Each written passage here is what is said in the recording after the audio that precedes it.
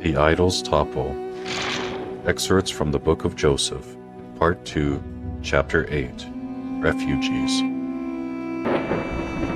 With their persecutors behind them, and after their encounter with thieves in the desert, Joseph and his family would finally cross into Egypt.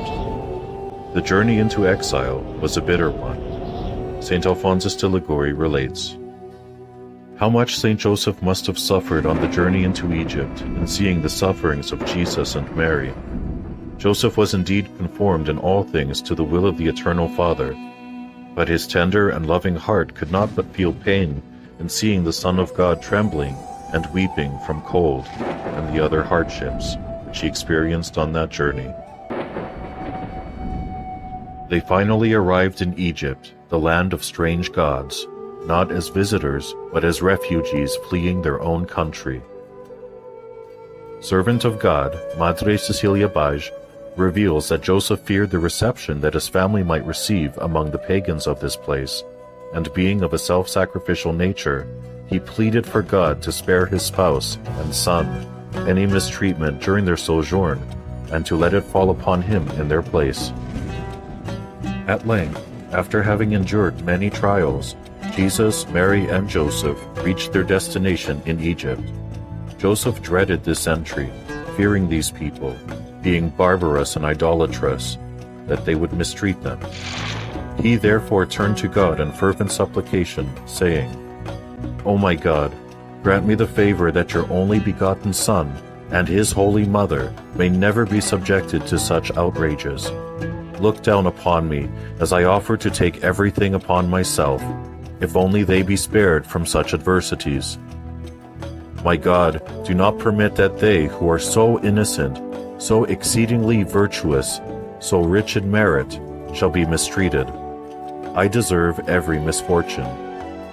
Permit therefore that these things happen only to me, and not to them." Little did the Egyptians know that Joseph and Mary carried the one true God and brought him into their midst. Upon the entry of the Christ child, the many idols of Egypt trembled and fell, causing a panic and sadness among the people, in fulfillment of the prophecy of Isaiah, and confirmed by the mystics, Mother Cecilia Baj and Venerable Maria d'Agreda. "Behold, the Lord is riding to Egypt. The idols of Egypt will tremble at his presence, and the heart of the Egyptians will melt within them." Isaiah 19:1. As they made their entry, the idols to which these blinded people rendered their adoration fell toppling to the ground. This caused a considerable stir among the inhabitants, since no one had any idea what could be bringing this about. How could they know that it was the true God himself who was thus destroying their false gods as he entered their city? Madre Cecilia Baj.